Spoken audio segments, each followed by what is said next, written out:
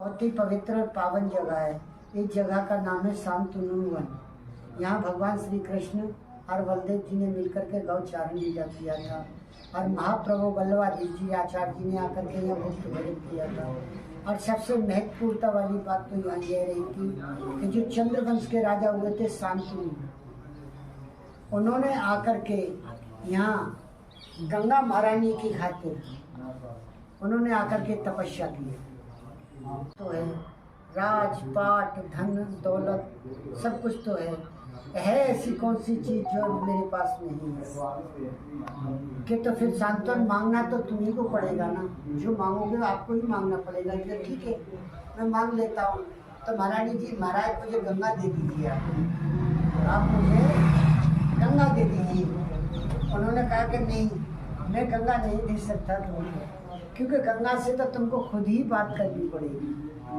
गंगा महारानी जी से तो तुमको खुद ही अपनी बात करनी पड़ेगी। हाँ लेकिन तुम्हें ये वरदान मैं दिए देता हूँ कि तुम्हारे ऐसे वीर प्रतापी पुत्र पैदा होगा जो कि 3 लोक 14 भवन के अंदर तुम्हारा नाम प्रकाशित करे।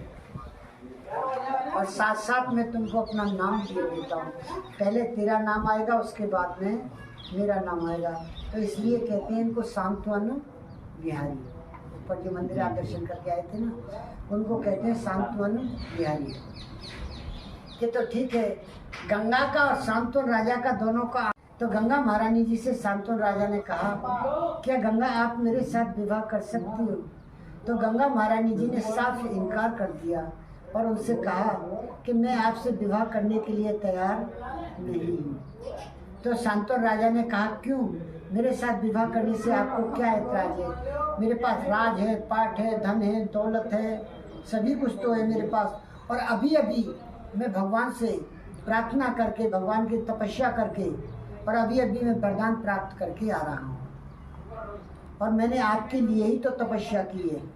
मैंने जो तपस्या की है वो आपके लिए ही की है। कहता फिर भी मैं आपके साथ विवाह करने के लिए तैयार नहीं हूँ, इसलिए कि मैं अब परम स्वतंत्र रहना चाहती हूँ। अब मैं परम स्वतंत्र रहना चाहती हूँ, क्योंकि अब तक मैं बंधनों में ही तो बनती हुई चली आ रही हूँ। कभी शिव जी की जटाओं में, तो कभी कमंडल में, तो कभी अंजलि में, तो कभी मुख में, तो कभी कहीं, तो कभी कहीं। ऐसे ही मुझे बंधनों में ही तो बांध रखा है। अब आकर के इस पृथ्वी लोक पर मैं परम स्वतंत्र हुई हूँ, और अब आकर के मैं आपसे विवाह कर लूँ तो आप मेरे पति होंगे, मैं आपकी पत्नी होंगी। फिर वही बंधन का बंधन होगा, क्योंकि मैं आपकी आज्ञा को पालन करूँगी, क्योंकि आपकी आज्ञा का किसी का उल्लंघन नहीं कर सकती फिर मैं। तो इसलिए मेरे ऊपर बंधन हो जाएगा। इसलिए मैं आपके साथ विवाह करने के लिए तैयार नहीं हूँ। कि तो फिर गंगा कोई तो ऐसा उपाय होगा जिससे कि आप मेरे साथ विवाह कर सकें। कि तो हाँ फिर एक उपाय है, एक उपाय है। आप हमें कभी रोकेंगे नहीं और कभी टोकेंगे नहीं। यदि जिस दिन आपने हमको रोका या फिर टोका तो हम आपको छोड़ करके उसी वक्त उसी क्षण चले जाएंगे। कि तो ठीक है गंगा, मैं तुमको वचन देता हूँ, मैं तुमको कभी रोकूंगा नहीं और कभी रोकूंगा नहीं। तो गंगा महारानी जी का और शांतवन राजा का गंधर्व भी विवाह हुआ। तो जब विवाह होने के बाद में गंगा महारानी से जो पहला संतान हुआ वो उन्होंने जल के अंदर प्रवाहित कर दिया। दूसरा हुआ वो भी, तीसरा हुआ वो भी। ऐसे ही गंगा महारानी जी को 7 पुत्र हुए, और वो 7 ही पुत्र उन्होंने एक एक करके जल के अंदर प्रवाहित कर दिए। राजा शांतवन के हृदय को बड़ा दुख हुआ और उन्होंने कहा कि ये कैसी माँ है, और दुनिया तो इसको गंगा माँ कह करके पुकारती है, और ये अपने ही पुत्रों को अपने हाथों से ही जल के अंदर प्रवाहित कर देती है। ऐसा क्यों?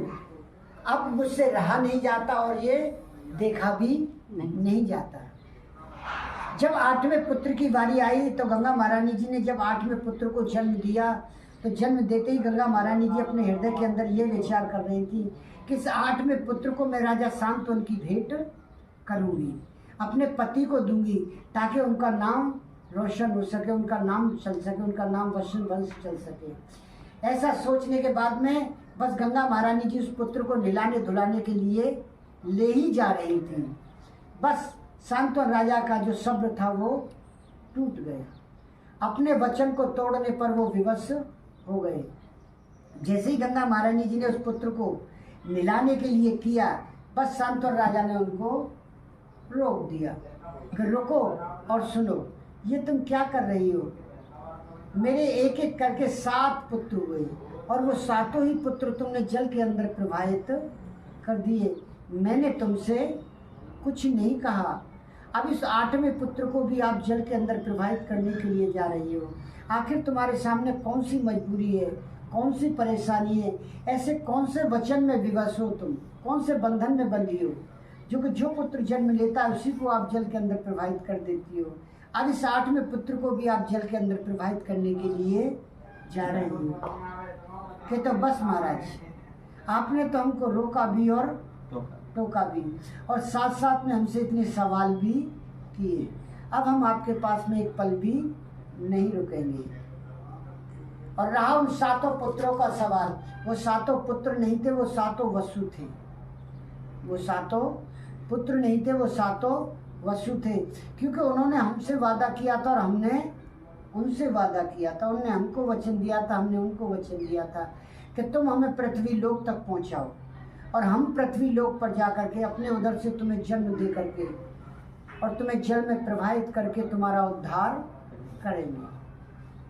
ऐसा वो 7 वसु थे महाराज। राय से 8वें पुत्र का सवाल। ये 8वां भी वसु ही है, ये 8वां भी वसु ही है। ये मैं आपके लिए देने के लिए आ रही थी, जिससे कि तुम्हारा नाम उज्जवल होता, आपका नाम उज्जवल होता। आपने हमको रोक दिया और टोक दिया। अब हम आप जा रहे हैं आपको छोड़ करके। तो गंगा महारानी जी उस पुत्र को लेकर के अपने साथ ही चली गई थी। तो 11 वर्ष तक उस पुत्र का कोई नामकरण नहीं हुआ था, कोई नाम संस्कार नहीं हुआ था। तो सभी लोग उसको गंगा पुत्र कह करके पुकारते थे। सभी लोग उसको गंगा पुत्र कह करके पुकारते थे। जब 11 वर्ष व्यतीत हो गए तो 11 वर्ष के बाद में राजा सांत्वन की भेंट किया उस पुत्र को। कह लो महाराज, ये पुत्र लीजिए अपना। तो ब्राह्मण साधु इन सबको बुलाया और उसका नामकरण कराया गया, उसका नाम संस्कार कराया गया। तो उसका नाम पड़ा देवव्रत। क्या नाम पड़ा? देवव्रत। जब उन्होंने अटल प्रतिज्ञा की, जवान होकर भीष्म प्रतिज्ञा की कि मैं जन्म जन्म तक विवाह नहीं करूंगा, आजीवन इस राज्य की सेवा करूंगा। जब उनका नाम पड़ा भीष्म पिता में उनका नाम कब पड़ा? जबकि वो सबसे बड़े थे, सबसे श्रेष्ठ थे घर में, सबसे बड़े और सबसे श्रेष्ठ थे। इसलिए उनको सभी पितामह कह करके पुकारते थे। पितामह भीष्म कोई नहीं कहता था, पितामह। घर में जितने भी थे वो सभी उनको पितामह कह करके पुकारते थे, और जो उनके बराबर वाले थे वो उनको भीष्म कह करके पुकारते थे। और ये हम जैसे जो गंवार लोग हैं वो कहते हैं पितामह भीष्म। जो हम जैसे गंवार लोग हैं वो कह देते पितामह भीष्म। दोनों नामों को एक साथ जोड़ लेते हैं, दोनों नामों को एक साथ जोड़ देते हैं। लेकिन इनके चारों नाम है और वो चारों अलग अलग हैं। अब यहाँ की सारी कथा तो वो महाभारत वाली है, वो तो आपकी भी सीरियल वगैरह पे देख लेना। लेकिन यहाँ की जो महत्वपूर्ण वाली कथा है वो ये है कि जिसको कभी संतान नहीं होती, जिसको कभी संतान प्राप्त नहीं होती, वो केवल यहाँ जोड़े के साथ आए, पति और पत्नी, आकर के सांत्वन कुंड में स्नान करे, यहाँ का आचमन करे। आचमन करने के बाद में जिन वस्त्रों से आपने स्नान किया है वो वस्त्र यही छोड़ दें। नए वस्त्र धारण करके ऊपर जाकर के गाय के गोबर का स्वास्तिक बनाते हैं। गाय के गोबर का स्वास्तिक बनाने के बाद में फिर भगवान से प्रार्थना करते हैं कि हे भगवान, आपने जैसे राजा सांत्वन की झोली को भरा, ऐसे ही हमारी झोली को भी भर दीजिए, हमें भी एक पुत्र का वरदान दे दीजिए। ऐसा कहने के बाद में आप जब नीचे उतरेंगे यहाँ, तो ये कृष्ण बलदेव प्रथम गौचारण जो लीला किया, सबसे पहले ये ब्रज 84 कोष का तीसरा वन है। ब्रज 84 कोष का ये तीसरा वन है। तो यहाँ पर आकर के महाप्रभु जी ने तपस्या की, उस तपस्या के कारण चतुर्भुजी रूप में आकर के उनको दर्शन दिए। तो केवल महाप्रभु चैतन्य जी के पास में कुछ नहीं बचा था, केवल सत्तू बचा था, सत्तू ही बचा था उनके पास में। तो उन्होंने कहा कि हे प्रभु मेरे पास और तो कुछ है नहीं, अब तो भगवान ने केवल ये सत्तू बचा है, आप इस सत्तू का ही भोग लगा लीजिए। तो भगवान ने बड़े प्रसन्न होकर के उनके हाथों से वो सत्तू लेकर के और भोजन किया।